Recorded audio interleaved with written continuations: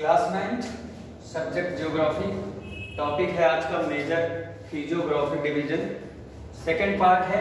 कल वाला जो चैप्टर सेकंड था उस सेकंड चैप्टर का आपने देखा था प्लेट टेक्टोनिक थ्योरी था, और कल का जो चैप्टर था उसमें प्लेट टेक्टोनिक थ्योरी के अलावा आपने और सारी चीजें देखी, कैसे प्लेटों का मूवमेंट होता है, मूवमेंट ऑफ प्लेट, वो आपने देखा। और आज का टॉपिक है आपका मेजर फिजियोग्राफिक डिवीजन। हम बात किसके रेफरेंस में कर रहे हैं? हम बात कर रहे हैं जिसके रेफरेंस में हम बात कर रहे हैं, जो ये मेजर फिजियोग्राफिक डिवीजन है वो किसके बारे में है? वो है, बात कर रहे हैं इंडिया के बारे में। तो इंडिया के बारे में हम बात कर रहे हैं, इंडिया का फिजियोग्राफिक डिवीजन, इंडिया के भूआकृतिक विभाग, इंडिया का दिखने में कैसा है। इंडिया पे मैंने बताया कि प्लेटों, पहले तो आपको प्लेटों के मूवमेंट के बारे में बताया, प्लेट क्या होती है, उसमें माउंटेन, ओशनी सारी सिस्टम होती है, लैंड डिस्ट्रीब्यूशन होता है और ओशन डिस्ट्रीब्यूशन होता है। तो प्लेटों पे ये सारी चीजें होती है। उसी में एक पार्ट प्लेटों में से एक पार्ट हमारा भारत है जो एक देश के रूप में है। और ये इंडिया का जब हम डिवीजन करते हैं, इंडिया पर देखते हैं कि इसकी फिजियोग्राफी कैसी है, इसकी भूआकृति कैसी है, तो हमको निकल के आता है कि इसकी फिजियोग्राफी देखना चाहिए कैसी है। तो मैंने बताया था कि इसमें लैंड डिस्ट्रीब्यूशन के अलावा ओशनी कोस्ट भी है, प्लेन है, बहुत सारी चीजें। तो इसका फिजियोग्राफिक डिवीजन को हम मेनली इंडिया के रेफरेंस में इसको हम 5 भागों में,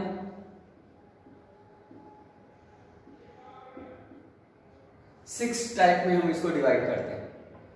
6 टाइप में इंडिया के फिजियोग्राफिक डिवीजन को हम बनाते हैं। समझने के लिए है,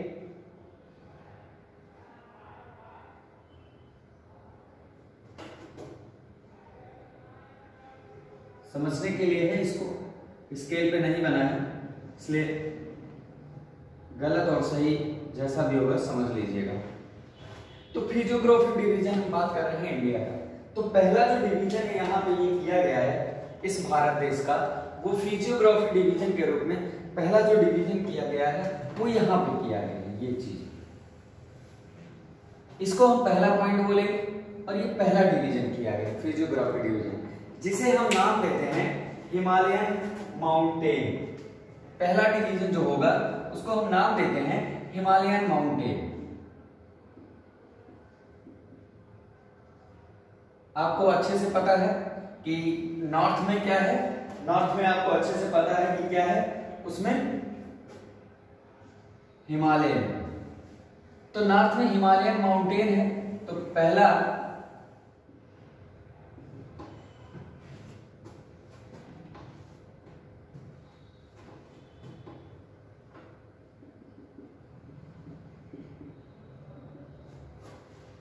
डिवीजन हो गया हिमालयन माउंटेन का। इसके बाद हम दूसरा डिवीजन करते हैं हिमालयन माउंटेन के बाद northern plain, northern plain area. तीसरा हम डिवीजन करते हैं पेनिनसुलर प्लेटिंग, पेनिनसुलर प्लेटिंग। चौथा डिवीजन हम करते हैं इसका इंडियन डेजर्ट,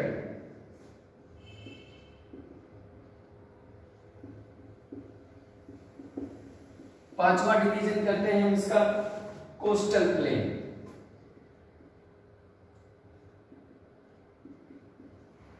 कोस्टल प्लेन।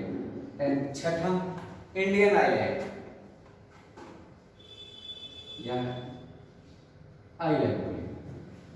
इस तरीके से मेजर फिजियोग्राफी डिवीजन के रूप में ये 6 टाइप में इसका डिवीजन किया गया है। पहला डिवीजन इसका हिमालयन रेंज है। हिमालयन रेंज जो कि भारत के सबसे उत्तरी भाग में स्थित है, और हिमालयन रेंज के रूप में भारत के कुछ स्टेट आते हैं, जो हिमालयन रेंज में आते हैं।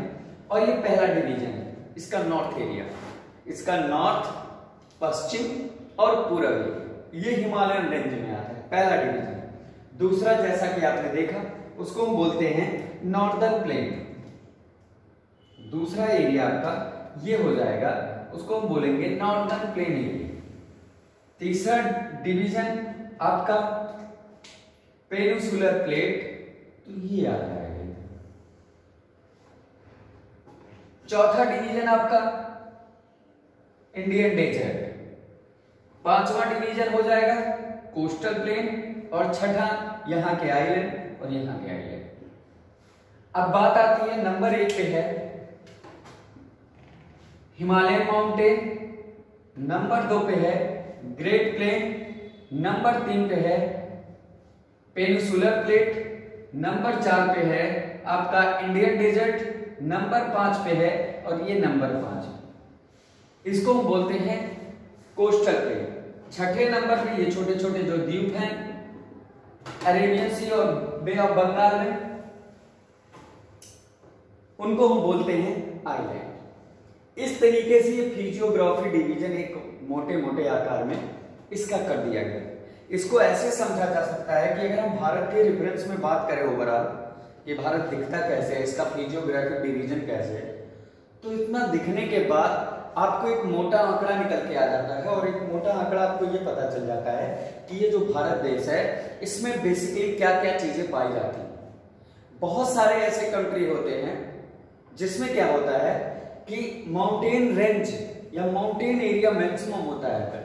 देश का आधा हिस्सा 80% 90% माउंटेन ही माउंटेन हो गया, या फिर बहुत होता है तो प्लेट्यू एरिया हो गया, बहुत होते हैं तो सिर्फ आइलैंड ही एक कंट्री के रूप में है तो कोस्टल प्लेन ही हो जाते हैं।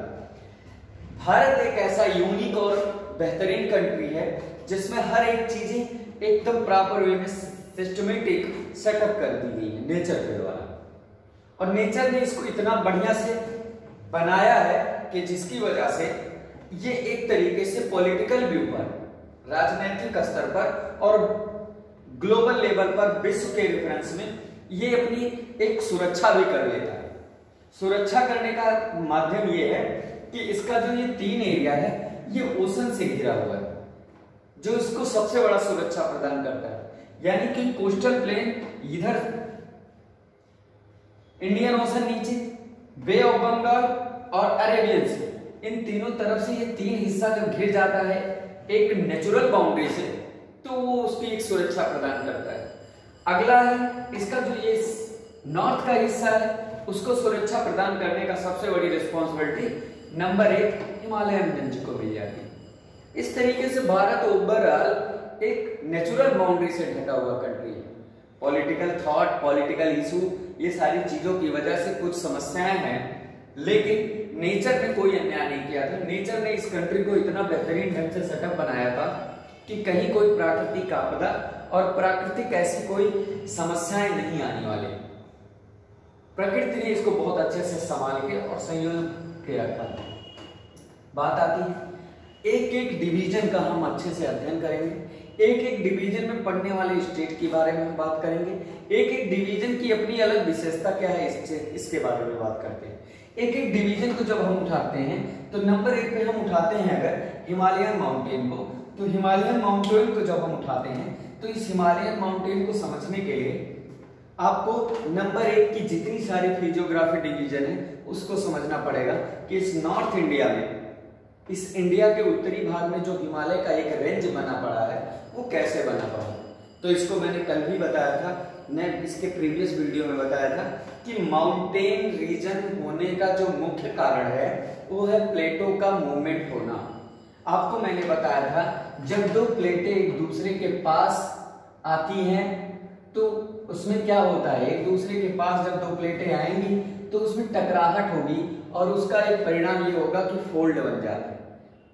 और यही देन है कि यहाँ पे जो हिमालयन रेंज बना पड़ा है, इधर से एशिया की प्लेट, यूरोप की प्लेट और इधर से एशिया की ये प्लेट, यूरोप और एशिया की प्लेट जब आपस में टकराई, इंडियन प्लेट भी उसमें सम्मिलित है एशिया की प्लेट में, तो इंडियन प्लेट जब आपस में टकराई, यूरोप का प्लेट लगा, तो उसकी वजह से यहाँ पे प्लेटों के टकराहट से एक फोल्ड माउंटेन हुआ, एक माउंटेन बना। और माउंटेन बनने का परिणाम ये हुआ कि हिमालयन जैसे एक बहुत बड़ी माउंटेन पीक और हिमालय एक नई माउंटेन डे बाय डे ये बढ़ भी रहा है। तो ये मूवमेंट हो भी रही है आपको फील नहीं हो रही, ये मूवमेंट हो भी रही है और हिमालयन रेंज ऑटोमेटिकली ऊपर बढ़ रहा है। तो उस बात में हम ना जाकर के हम एक एक की डिवीजन, एक एक की विशेषता, एक एक की क्लासिफाई समझेंगे। हिमालयन माउंटेन की क्या विशेषता है और ये भारत के उत्तर भाग में है और यहाँ पे कौन सी विशेषता है जिसकी वजह से ये अपने आप में एक यूनिक सिस्टम रखा हुआ है। तो सबसे पहले हम आते हैं और एक एक का एक लार्ज स्केल पे विस्तृत रूप में हम एक एक को पढ़ेंगे। पहले हम हिमालयन को पढ़ेंगे और हिमालयन को पढ़ने के लिए सबसे पहले आप आते हैं नॉर्थ इंडिया की इस हिमालयन रेंज को समझेंगे क्या है। इसमें पूरा सिस्टम नहीं बनाना है, बस थोड़ा सा। ये है आपका हिमालयन रेंज, ये आपका हिमालयन रेंज है और हिमालयन माउंटेन जिसमें हिमालय पर्वत है। हिमालय पर्वत को हम समझेंगे है क्या। हिमालयन माउंटेन को समझने के लिए सबसे पहले ये हम जानेंगे, इधर हम देखेंगे हिमालयन माउंटेन में हिमालय को हम कैटेगराइज करके हम 3 और 4 भागों में डिवाइड करते हैं। आपके बुक में शायद 3 ही दिया होगा, लेकिन जो है वैसे जब आप बड़े स्केल पे जाओगे पढ़ने तो वहां पे इसको 4 रेंज में डिवाइड किया जाता है। जब समझा दे रहे हैं 4, बाकी आपके बुक में तो सिर्फ 3 ही है। तो पहला जो है जो रेंज होता है उसको हम बोलते हैं ट्रांस हिमालय। ट्रांस हिमालय। दूसरे रेंज को हम बोलते हैं ग्रेट हिमालय।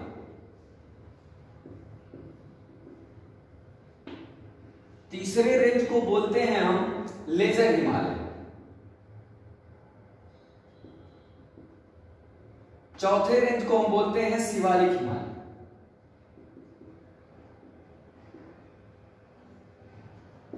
चूंकि आपके क्लास 9th में ट्रांस हिमालय की बात इसलिए नहीं की गई है कि क्लास 9th है और ट्रांस हिमालय जो हमारे देश के उस पार एक रेंज होती है।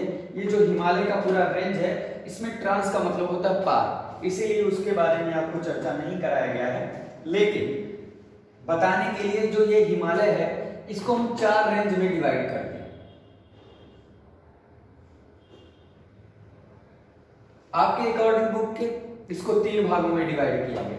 पहला जो हिमालय है जो एक लंबी श्रृंखला लिए हुए है उसको हम बोलते हैं ग्रेट हिमालय। उसको हम बोलते हैं ग्रेट हिमालय जो एक लंबी श्रृंखला लिए हुए है। ग्रेट हिमालय का मतलब होता है महान हिमालय और इसका एक और नाम है जिसको हम बोलते हैं हिमाद्री। हम एक की बात कर रहे हैं ग्रेट हिमालय की। सबसे पहले इसको हम उत्तर से लेकर के दक्षिण के बीच में, इस हिमालय का उत्तर से लेकर के दक्षिण के बीच में इसके रेंज बटे हुए हैं। एक हिमालय की जो सबसे लंबी रेंज है वो पश्चिम में से लेकर के पूरब तक। पश्चिम में कहां से लेकर के?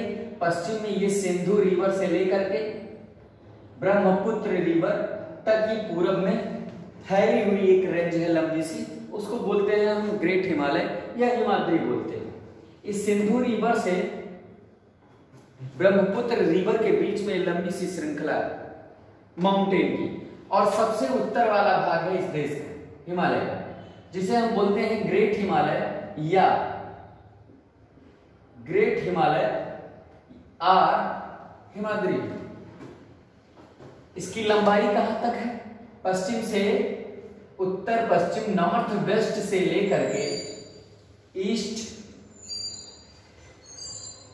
ईस्ट तक, नॉर्थ वेस्ट से लेकर के साउथ ईस्ट कर सकते हैं, लेकिन ईस्ट ही रखेंगे तो नॉर्थ वेस्ट यानी उत्तर पश्चिम से लेकर के नॉर्थ ईस्ट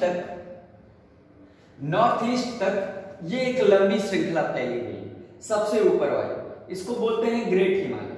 खूब बहुत बड़ी बड़ी ऊंची ऊंची चोटियां इसी पे सिचुएटेड है और इसकी जो लंबाई है नॉर्थ वेस्ट सिंधु रिवर से लेकर के ये ब्रह्मपुत्र रिवर तक। इसके अलावा और भी इसकी विशेषता है। इसकी दूसरी विशेषता है, यहां पे समझेंगे इसकी दूसरी विशेषता है। पहली विशेषता आपने ये देखा कि ये सिंधु रिवर से ब्रह्मपुत्र रिवर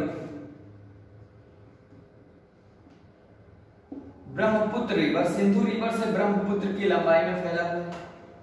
इधर सिंधु रिवर बहती है और उधर सबसे ईस्ट में ब्रह्मपुत्र है, तो सिंधु और ब्रह्मपुत्र के बीच एक लंबी श्रृंखला, एक लंबी रेंज, एक लंबी माउंटेन, एक लंबी श्रृंखला के रूप में वो फैली हुई है। उसको बोलते हैं हिमालयन रेंज और उसको बोलते हैं ग्रेट हिमालय, उसको बोलते हैं हिमाद्री। इस पूरे रेंज पर दूसरी विशेषता, इसकी लंबाई कितनी, सिंधु रिवर से लेकर के ये ब्रह्मपुत्र रिवर तक इसकी जो लंबाई है लगभग अप्रोक्सीमेटली लगभग 2400 किलोमीटर। जाहिर सी बात है, समझ में आया, 2400 किलोमीटर सिंधु रिवर से ब्रह्मपुत्र रिवर के बीच में इसकी लंबाई 2400 किलोमीटर है। अगला पॉइंट, 2400 किलोमीटर के बाद इसकी अगली स्टेप क्या आती है? सिर्फ हम लंबाई की ही बात नहीं करेंगे, इसकी चौड़ाई की ही भी हम बात करेंगे इस रेंज की।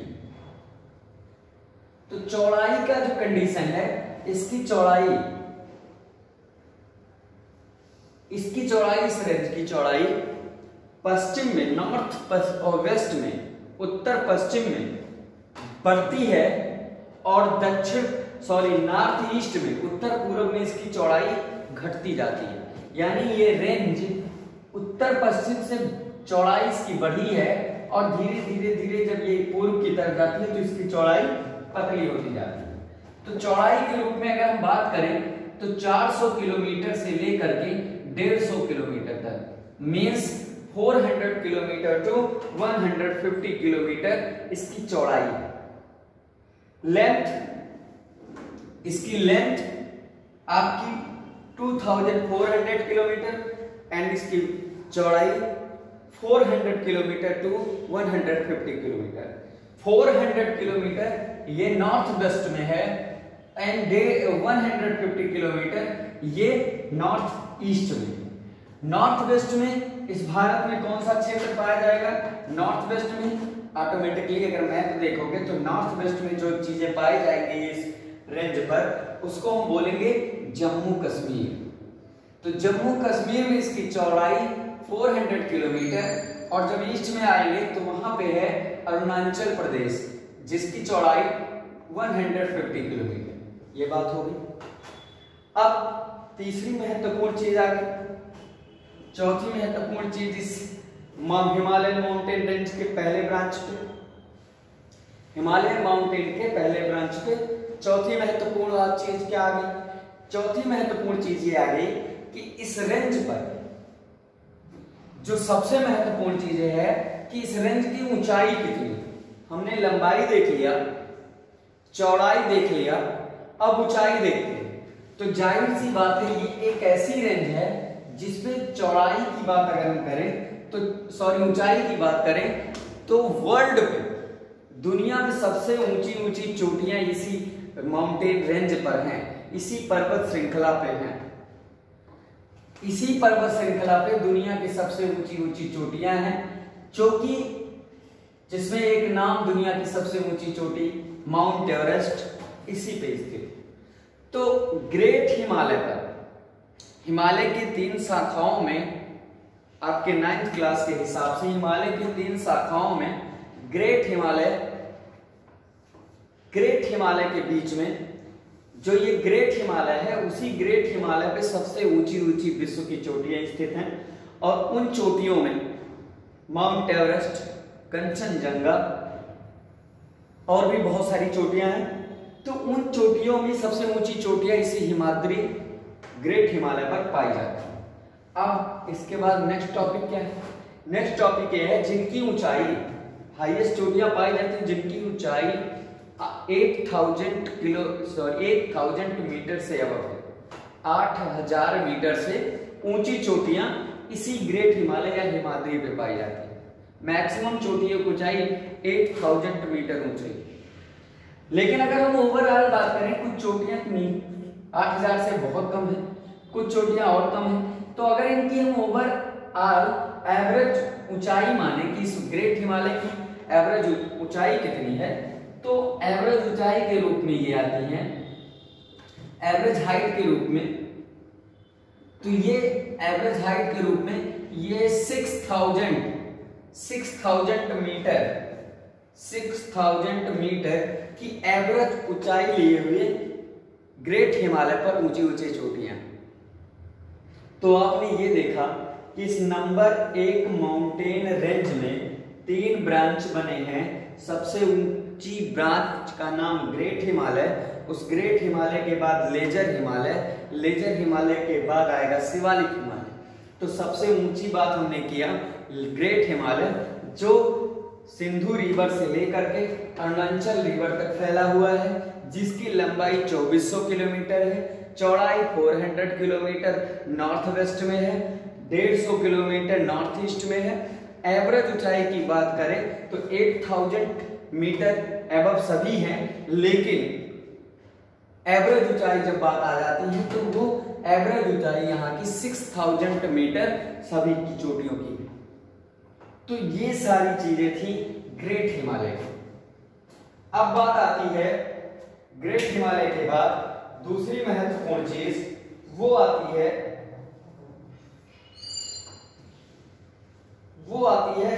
दूसरा वाला रेंज। दूसरा वाला रेंज क्या कहलाता है? लेजर हिमालय। दूसरा वाला रेंज क्या कहलाता है? लेजर हिमालय, या इसको बोलते हैं हिमांचल हिमालय। इसको हम बोलेंगे हिमांचल हिमालय या लेजर हिमालय। लेजर हिमालय की बात क्या है, इसको कैसे समझते हैं? इसको ऐसे समझते हैं, इसको हम मिटा दें तब फिर समझें।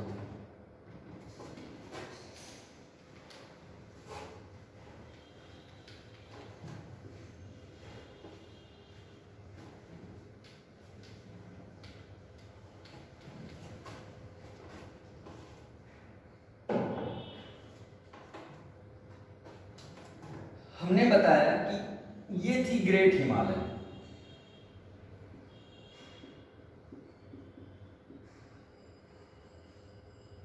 जिसमें मैंने विश्व की सबसे ऊंची ऊंची चोटियों की बात की, इसके चौड़ाई की बात की।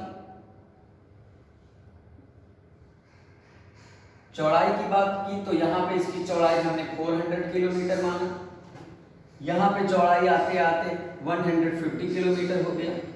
विश्व की सबसे ऊंची चोटियां इसी पे है, highest peak of the world in this mountain region. इस माउंटेन रेंज पर ही विश्व की सबसे ऊंची चोटियां हैं। इनको बोलते हैं ग्रेट हिमालय, अथवा इसको बोलते हैं एक और हिमाद्री भी बोलते हैं। हिमाद्री का मतलब होता है हिम से ढका हुआ। आपको बता दें कि 4000 मीटर से ऊपर जितनी सारी पीक होती हैं उन पे हमेशा 4000 मीटर से ऊपर वाले पीक पर बर्फ ढके रहते हैं, इसीलिए यहाँ पे सब 6000 मीटर से तो ऊंची सभी, इसीलिए एवरेज इसकी जो ऊंचाई है पीक की वो 6000 मीटर से अबव है सभी की। 6000 से नीचे कोई पीक है ही नहीं, 4000 पे बर्फ ढका रहता है। तो 8000 तक की ये ऊंचाई लिए हुए हैं, जिनमें ग्रेट हिमालय के ही बीच में एक माउंटेन पीक है जिसका नाम है माउंट एवरेस्ट। तो 8848 लगभग 9 किलोमीटर के अप्रोक्सीमेटली उतनी ऊंचाई है। तो इसीलिए इसको हिमाद्री इसीलिए बोलते हैं, हिमाद्री हिम से ढका हुआ ये माउंटेन रीजन है, इसलिए इसको ग्रेट हिमालय बोलते हैं। इसके बारे में मैंने बता भी दिया, इसकी चौड़ाई यहाँ 400 किलोमीटर, यहाँ पे 150 किलोमीटर। लंबाई की बात करें तो ये 2400 किलोमीटर, 2400 किलोमीटर। बात करें इसकी शुरुआत कहाँ होती है तो नॉर्थ वेस्ट में सिंधु रिवर से लेकर के नॉर्थ ईस्ट में अरुणाचल तक। तो अरुणाचल तक, और अरुणाचल में कौन सी जगह, कौन सी रिवर है तो उसको बोलते हैं ब्रह्मपुत्र। ये इतनी बात हो गई थी ग्रेट हिमालय की। इसी के नीचे एक और रेंज बनती है, इसी के नीचे एक और रेंज बनती है जिसको हम बोलते हैं, इसको एक पतली रेंज होती है उसके नीचे, इसके और इसके बीच में खाई भी होती है। बहुत कुछ डिटेल है लेकिन अब आपके क्लास के हिसाब से मुझे बताना है, इसीलिए बहुत कुछ और चीजें वो चीजें आगे एक क्लास में मिलेगी, लेकिन आपके क्लास के हिसाब से अगर हम इसको बताएं तो इसके बीच में खाई है, इस खाई का अलग नाम है। तो बहुत ज्यादा इन सब पे ना जाकर के हम सीधे आते हैं इसके जस्ट नीचे, नॉर्थ के जस्ट नीचे साउथ में एक और रेंज है जिसको हम बोलते हैं हिमाचल रेंज, हिमाचल माउंटेन कह सकते हैं, या अथवा इसको हम बोलते हैं लेजर हिमालय। जब ये ग्रेट हिमालय हो सकता है तो इसके नीचे एक छोटा सा हिमालय, छोटी रेंज वाला, तो इसको हम बोलते हैं लेजर हिमालय।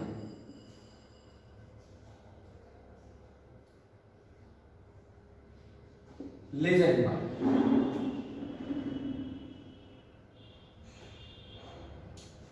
अब हिमाचल माउंटेन या लेजर हिमालय को हम कैसे समझेंगे, इसकी क्या विशेषता है, इसको भी हम देखते हैं।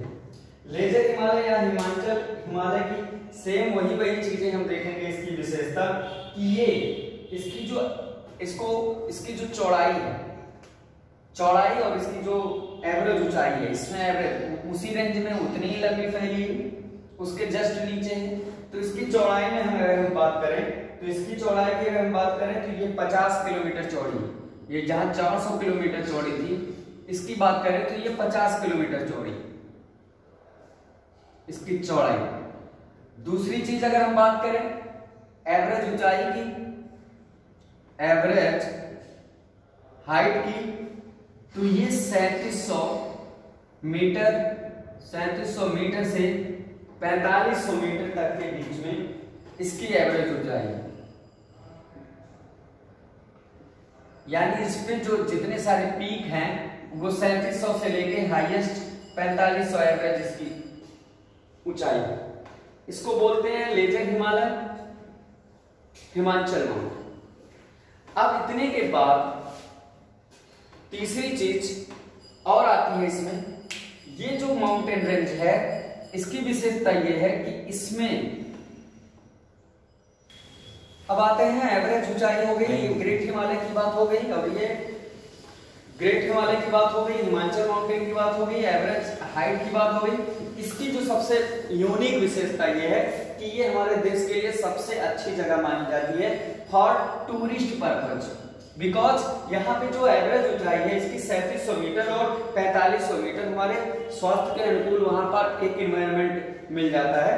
और यहाँ पे 3700 से नीचे बर्फ भी पड़ते हैं, नहीं भी पड़ते हैं, और एक हैबिटेट टाइप के लिए जो वाइल्ड लाइफ है, ह्यूमन है, एक खूबसूरत सा नेचर यहाँ पे मिलता है। इसीलिए यहाँ पे दुनिया के सबसे अच्छे हिल स्टेशन यही पे 3700 मीटर और 4500 मीटर 3700 मीटर टू 4500 मीटर के बीच में बहुत सारे हिल स्टेशन पाए जाते हैं। इन्हीं के बीच में यही कारण है कि कुल्लू मनाली, कश्मीर वैली और बहुत सारे अच्छे जो टूरिस्ट पर्पज हैं, टूरिस्ट पर्पज के हिल स्टेशन है, वो सभी इसी में पाए जाते हैं।